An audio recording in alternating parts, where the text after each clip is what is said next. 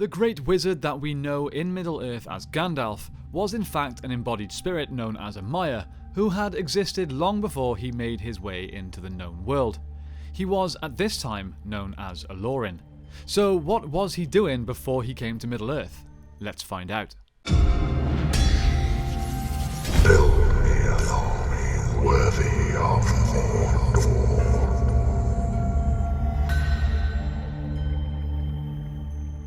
Hey guys, and welcome to The Broken Sword. So we know pretty much nothing about Olorin's doings in the most ancient times, but we first hear of him after the Valar settled in the western lands of Aman.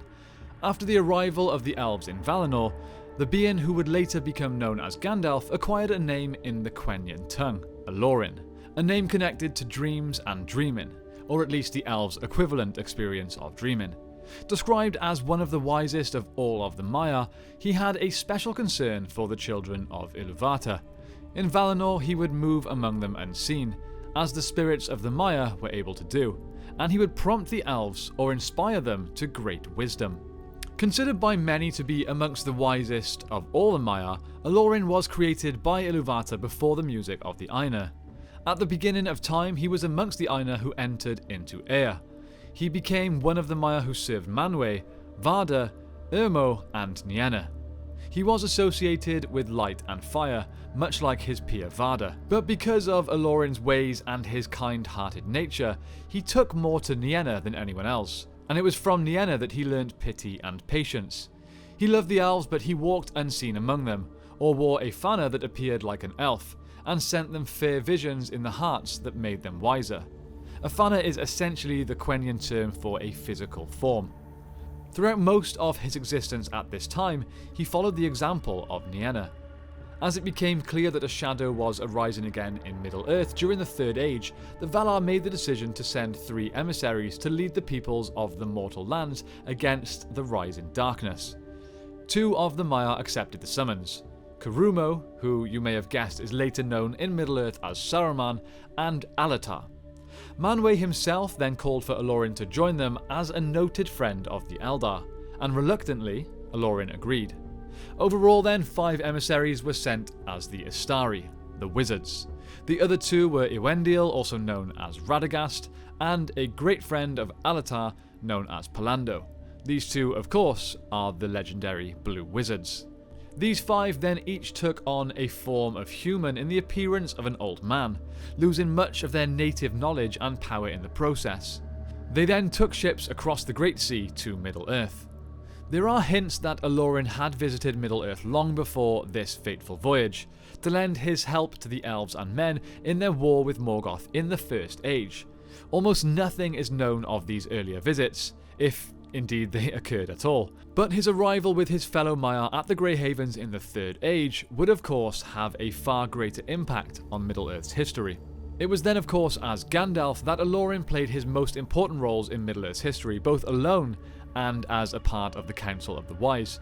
He brought Bilbo Baggins into the quest of Erebor, an action that led to finding Sauron's One Ring, and he also helped the White Council to drive Sauron himself out of Dol Guldur. Finally, he played a pivotal role in the War of the Ring, helping not only form the Fellowship, but bring about the final defeat of the Dark Lord.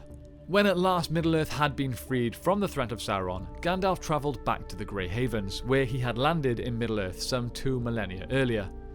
There he boarded the White Ship and departed from Middle-earth, returning to his ancient home in the west and to his former existence as Olorin. It should be mentioned that there is a very small chance that even the little we know about Olorin's background is simply false. In a note reproduced in Unfinished Tales, Tolkien briefly explores the possibility that Olorin was actually an alias for none other than Manwë, the Elder King of Arda. According to this idea, Manwë chose to make one last journey into Middle-earth before finally retiring to his halls to await the last battle. The guise he chose for this journey, according to this version of events, was that of a humble Maya, Olorin. This idea was said to come from the Faithful, of an intermediate later period, apparently some troubled time in the Fourth Age. It's interesting that Tolkien doesn't categorically reject the notion, but says, "I do not, of course, know the truth of this matter, but I think it was not so." It seems from this that we can be very clearly certain that Olorin was not secretly the Chief Valar Manwe. Nonetheless, this remains a very fascinating possibility, if a very unlikely one. So let me know in the comments down below what you guys think of these theories. Do you think that Olorin was simply a Maya that was around from the very early days and was sent as an emissary to Middle-earth? Or do you like the theory and the idea that perhaps Olorin was in fact Manwe in disguise? Like I stated, it seems very, very unlikely, but it is for sure a very tantalizing theory. Be sure to discuss your thoughts and theories on this in the comments down below. My apologies guys for a shorter video today, but we do have a bonus video coming out tomorrow to make up for it.